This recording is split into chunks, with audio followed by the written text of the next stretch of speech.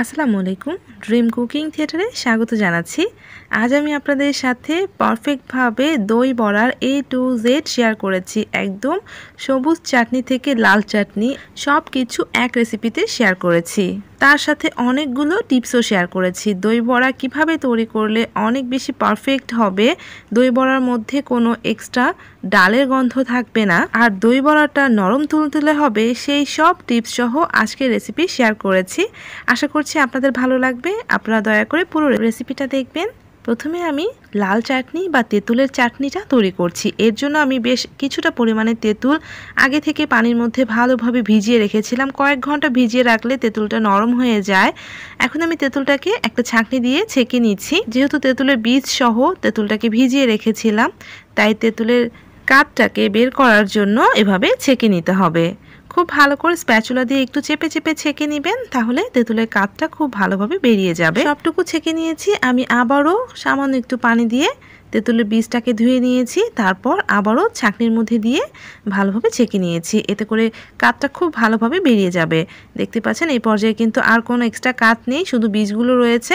হয়ে গিয়েছে। এখন আমি তেঁতুলের এই কাঠটা দিয়ে সস তৈরি করে নেব। তার আগে মশলাটা তৈরি করে নিয়েছি। প্রথমে আমি একটা প্যানের মধ্যে 3-4টার মতো শুকনা মরিচ দিয়ে দিয়েছি। প্রথমে আমি শুকনা মরিচটাকে ভেজে নিব। এই মশলাটা আপনারা তেঁতুলের সস সহ দই বড়ার মধ্যে ইউজ করতে পারবেন। 3টা তেজপাতা দিয়ে দিয়েছি। এই পর্যায়ে চুলাটা বন্ধ করে দিয়েছি। দিয়ে দিলাম 1 টেবিল চামচ গোটা ধনিয়া, 1 টেবিল চামচ গোটা জিরা আর 1 টেবিল চামচ দিয়েছি পাঁচফোড়ন। এখন এই মশলাটাকে চুলার আঁচ একদম কমিয়ে দিয়ে ভেজে নিব, যাতে মশলাটা পুড়ে না যায়। মশলা থেকে যখন খুব সুন্দর একটা ফ্লেভার ছড়িয়ে পড়বে, তখনই মশলাটা নামিয়ে আমি ভালোভাবে গুঁড়ো করে নিয়েছি। চুলায় প্যান বসিয়ে দিয়েছি, তার মধ্যে তেঁতুলের কাঠটা দিয়ে দিয়েছি। এর মধ্যে দিয়ে দিয়েছি পুরো 1 কাপ পরিমাণে চিনি। আমি এখানে 1 কাপ থেকে 1.5 কাপ পরিমাণে চিনি ইউজ করেছি। আপনারা টেস্ট করে চিনি আর লবণটা অ্যাড করে নেবেন। একটু বলক চলে এসেছে। এখন এর মধ্যে আমি দিয়ে দিচ্ছি লবণ, অবশ্যই স্বাদ মতো দিয়ে নেবেন। দিয়ে দিচ্ছি লাল মরিচের গুঁড়া, প্রায় 2 চা চামচের মতো দিয়েছি। আপনারা চাইলে কম করেও দিতে পারেন। একটু মিশিয়ে নিচ্ছি। যেহেতু তেঁতুল অনেক টক থাকে, জাল করে নেওয়ার পরে আসলে মেইন টেস্টটা বোঝা যায় যে লবণ আর চিনিটা কি পরিমাণ প্রয়োজন। তাই আপনারা একটু টেস্ট করে করে লবণ আর চিনিটা অ্যাড করে নেবেন। এখন দিয়ে দিচ্ছি বিট লবণ। এটা আমি 1 চা চামচের মতো দিয়েছি। যতক্ষণ না সসটা কিছুটা আঠালো হচ্ছে, ততক্ষণ পর্যন্ত কিন্তু রান্না করে নিতে হবে। আমি এভাবে নেড়ে চেড়ে সসটাকে তৈরি করে নিচ্ছি। সসটা অনেকটা ঘন হয়ে আঠালো হয়ে গিয়েছে। সসটা কিন্তু হয়ে গিয়েছে। আর নামানোর ঠিক আগ মুহূর্তে আমি যে মশলাটা তৈরি করে নিয়েছিলাম, সেই মশলাটা 1 চা চামচের মতো দিয়ে দিচ্ছি। আর আপনারা নিশ্চয়ই দেখেই বুঝতে পারছেন এটা কতটা ঘন হয়েছে আর কতটা আঠালো হয়েছে। ঠিক এরকম হলেই সসটাকে নামিয়ে ঠান্ডা করে নিতে হবে। আজকের ভিডিওটা অনেকটা বড় হয়ে গিয়েছে, যেহেতু আজকে আমি পুরো দই বড়ার A to Z শেয়ার করেছি। সস, মশলা সব কিছু শেয়ার করেছি। তাই প্লিজ আপনারা ধৈর্য ধরে পুরো ভিডিওটা দেখবেন। আশা করছি আপনাদের অনেক ভালো লাগবে। দেখতে পাচ্ছেন সসটা কিন্তু হয়ে গিয়েছে। সসটা ঠিক এরকম হলেই নামিয়ে নিতে হবে। আর এর কালারটা নিশ্চয়ই দেখতে পাচ্ছেন, কালারটা কিন্তু একদম লাল টুকটুকে হয়েছে। এদিকে আমি প্রায় 1 কাপের মতো মাসকলাইয়ের ডাল 5 ঘন্টার মতো ভিজিয়ে রেখেছিলাম। আপনারা চাইলে সারা রাতও ভিজিয়ে রাখতে পারেন। যত বেশি ভিজিয়ে রাখবেন, খুব সহজে ব্লেন্ড হয়ে যাবে। একদম স্মুথ এক ব্যাটার সহজে তৈরি করে নেওয়া যাবে। তাই যতটা সময় ধরে ভিজিয়ে রাখবেন ততটাই ভালো হবে। তবে 5 ঘন্টা ভিজিয়ে রাখতে হবে। আমি একটা ব্লেন্ডারে জার নিয়েছি, তার মধ্যে ডালটা তুলে দিয়েছি। আর এখানে কিন্তু খুব বেশি পানি দেওয়া যাবে না। 1 টেবিল চামচ পানি দিয়েছি। খুব ভালো করে ব্লেন্ড করে নিয়ে এসেছি। দেখেন আমি কিন্তু এক্সট্রা পানি দিইনি। আপনাদেরকে ঢেলে দেখাচ্ছি যে এই টেক্সচারটা কেমন হতে হবে। দেখেন এই ব্যাটারটা কিন্তু একদমই পাতলা করা যাবে না। খুবই সামান্য পানি দিয়ে ব্লেন্ড করে নেবেন, যাতে ব্যাটারটা এরকম ঘন হয়। ব্যাটারটা কোনোভাবেই তো পাতলা হওয়া যাবেই না, আবার খুব বেশি ঘনও হওয়া যাবে না। তবে আপনি যত সময় ধরে ডালটা ভিজিয়ে রাখবেন, পানির পরিমাণ কিন্তু ততটাই কম লাগবে। আমি সবটুকু ডাল বাটা তুলে নিয়েছি। এখন এর মধ্যে আমি দিয়ে দিচ্ছি লবণ, আধা চা চামচ পরিমাণে দিয়েছি। যেহেতু আমি 1 কাপের একটু কম ডাল ভিজিয়েছিলাম, সেই অনুপাতে আমি লবণটা দিয়েছি। এখন আমি ফেটিয়ে নিব। অবশ্যই ঘড়ি ধরে 5 থেকে 7 মিনিট অনবরত এভাবে ফেটিয়ে যেতে হবে। আর এই ফ্যাটানোর উপরেই কিন্তু দই বড়ার যে ডালের বড়াটা হয়, সেটার স্পঞ্জি বা তুলতুলে নরম হওয়াটা ডিপেন্ড করছে। আপনি যত ভালো করে ফেটিয়ে নেবেন, আপনার বড়াগুলো তত বেশি স্পঞ্জি আর তুলতুলে নরম হবে। দেখেন আমি একদম ঘড়ি ধরে 5 থেকে 7 মিনিট এভাবে অনবরত ফেটিয়ে নিয়েছি। আর ফেটাতে ফেটাতে এটা কিন্তু অনেকটাই হালকা হয়ে যাবে। আপনি তখন এমনিতেই বুঝতে পারবেন যে এটা বেশ হালকা হয়ে গিয়েছে। দেখতে পাচ্ছেন ফেটাতে ফেটাতে অনেকটা ফুলে যাবে আর অনেকটা হালকা হয়ে যাবে। ঠিক 7 মিনিটের মতো আমি ফেটিয়ে নিয়েছি, অনবরত ফেটিয়ে নিয়েছি। আর এভাবে ঘুরিয়ে ঘুরিয়ে ফেটিয়ে নিতে হবে হাত দিয়ে। সবটুকু ফেটিয়ে নেওয়া হয়ে গিয়েছে। এখন আমি এর মধ্যে দিয়ে দিচ্ছি 1 চা চামচের মতো কাঁচামরিচ কুচি আর দিয়ে দিচ্ছি আধা চা চামচ গোটা জিরা। অবশ্যই এই দুটো ইউজ করতে হবে, ফেটিয়ে নেওয়ার পরে এটা ইউজ করবেন। আর দিচ্ছি আধা চা চামচ আদা বাটা। এখন এই উপকরণগুলোকে আমি আবারও 1 মিনিটের মতো ফেটিয়ে নিব। এই উপকরণগুলো দেওয়ার কারণে ডালের বড়ার মধ্যে কোনো ধরনের ডালের এক্সট্রা স্মেলটা থাকবে না, যেটা অনেকেই পছন্দ করে না। আমি 1 মিনিটের মতো এভাবে ফেটিয়ে নিয়েছি। এখন আমি ভাজতে চলে যাচ্ছি। এর জন্য চুলায় প্যান বসিয়ে দিয়ে তেল গরম করে নিয়েছি। তেলটাকে ভালোভাবে গরম করে দিয়ে চুলার আঁচটা একদম কমিয়ে দিয়ে ডাল বড়াগুলোকে ভেজে নিতে হবে। আমি প্রথমে একটা বড়া বেশি বড় করে দিয়েছিলাম, আপনারা অবশ্যই ছোট ছোট করে দিবেন, কারণ এগুলো কিন্তু অনেক বেশি ফুলে যায়। যেহেতু খুব ভালো করে ফেটিয়ে নেওয়া হয় তার কারণে এগুলো অনেক বড় হয়ে যায়, ফুলে ওঠে। তাই অবশ্যই ছোট ছোট করে দিয়ে নেবেন। আর দেখতে পাচ্ছেন এগুলো কিন্তু ফুলে উপরের দিকে ভেসে উঠবে।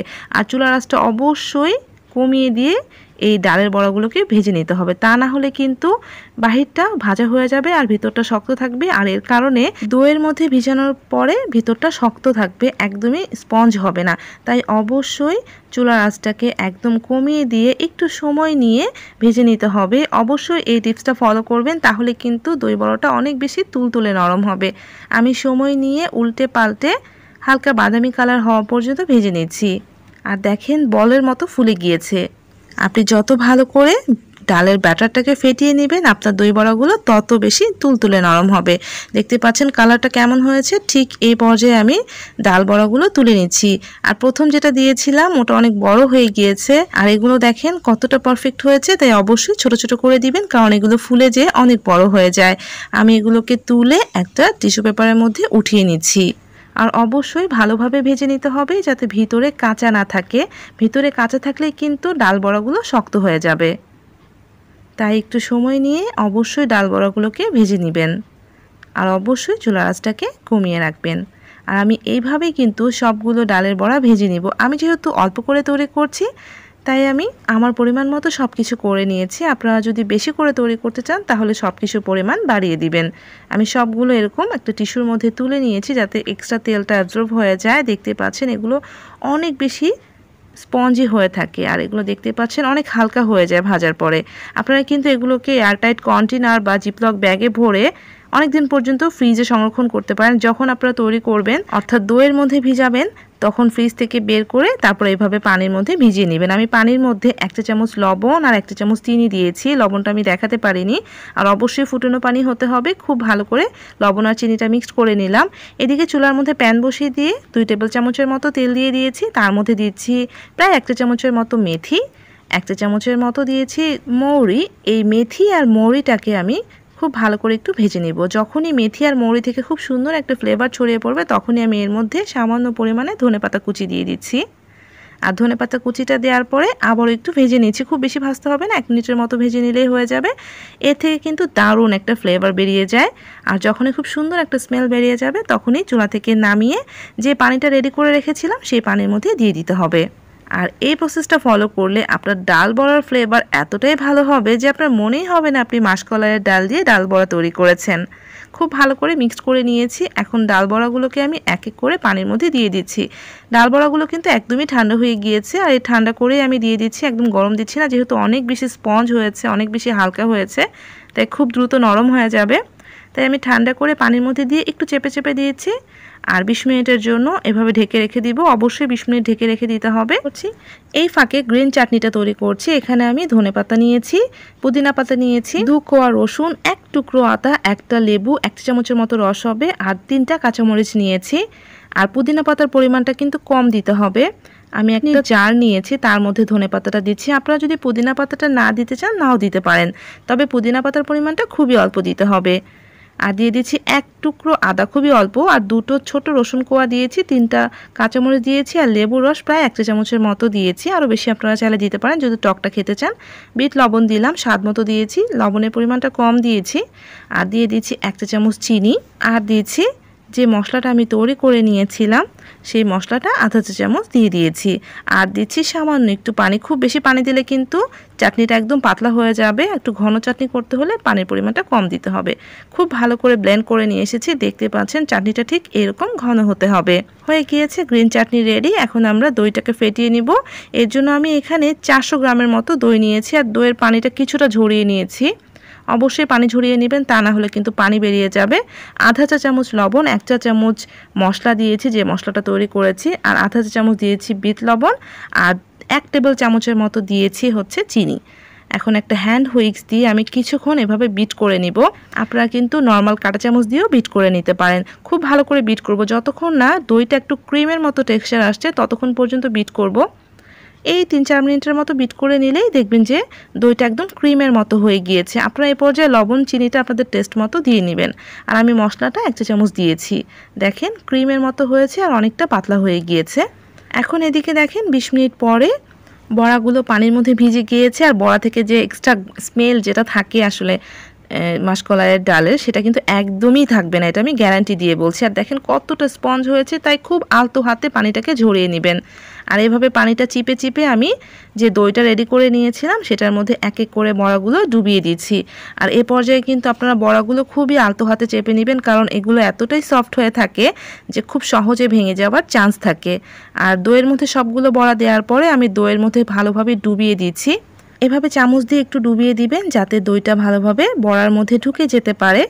আর এভাবে কিন্তু 1 ঘন্টার জন্য রেখে দিতে হবে। 1 থেকে 2 ঘন্টা যত বেশি সময় ধরে ভিজিয়ে রাখবেন দই বড়া কিন্তু তত বেশি সফট হবে, তবে মিনিমাম 1 ঘন্টা এভাবে ভিজিয়ে রাখতে হবে। 1 ঘন্টা পরে ফিরে এসেছি, দেখেন দই বড়াটা কিন্তু অনেকটা একটু অন্যরকম হয়ে গিয়েছে। বড়াগুলো দইটাকে অনেকটা সোক করে নিয়েছে। এখন আমি এক এক করে প্লেটের মধ্যে সাজিয়ে নিয়েছি। আপনারা চেষ্টা করবেন 1 ঘন্টা ভিজিয়ে রাখার, তবে এর থেকে বেশি সময় রাখলে না এর টেস্টটা অনেক বেশি বেড়ে যায়। এখন আমি উপর দিয়ে দই দিয়ে দিচ্ছি, তারপর তেঁতুলের চাটনিটা উপর দিয়ে দিয়ে দিচ্ছি। এভাবে একটু ঘুরিয়ে দিচ্ছি, তবে আপনারা আপনাদের পছন্দ মতো পরিবেশন করে নিতে পারেন। নর্মালি সবাই যেভাবে পরিবেশন করে আমিও ঠিক সেভাবেই পরিবেশন করেছি। আর আমি আপনাদেরকে আজকে যে সমস্ত টিপসগুলো দিয়েছি আপনারা অবশ্যই সেগুলো ফলো করে দই বড়া তৈরি করবেন। উপর দিয়ে কিছুটা চাট মশলা বা আমি যে চটপটির মশলাটা তৈরি করে নিয়েছিলাম সেটা ছড়িয়ে দিয়েছি, তারপরে একটু করে গ্রিন চাটনি দিয়ে দিচ্ছি। গ্রিন চাটনিটা আপনারা যেমন খেতে পছন্দ করেন ঠিক সেভাবেই দিয়ে নেবেন। আমি প্রতিটা বড়ার উপরে দিয়ে দিয়েছি, এতে করে বড়ার ফ্লেভারটা অনেক বেশি ভালো লাগবে। তার উপর দিয়ে আমি কিছু ঝুরি ভাজা ছড়িয়ে দিয়েছি, তার উপরে আমি আবারও একটু সাদা দই ভালোভাবে ফেটিয়ে নিয়ে দিয়ে দিয়েছি। দেখতে অনেক বেশি ভালো লাগবে। আশা করছি রেসিপিটা ভালো লাগবে, আপনারা বাসায় অবশ্যই এভাবে তৈরি করে দেখবেন। আশা করছি আপনাদের দই বড়াও একদম দোকানের মতোই পারফেক্ট হবে। ভালো লাগলে প্লিজ রেসিপিটাতে লাইক দিয়ে চ্যানেলটাকে সাবস্ক্রাইব করে পাশে থাকবেন। এতক্ষণ ভিডিওটা দেখার জন্য সবাইকে অনেক ধন্যবাদ জানিয়ে বিদায় নিচ্ছি। সবাই ভালো থাকবেন। আল্লাহ হাফেজ।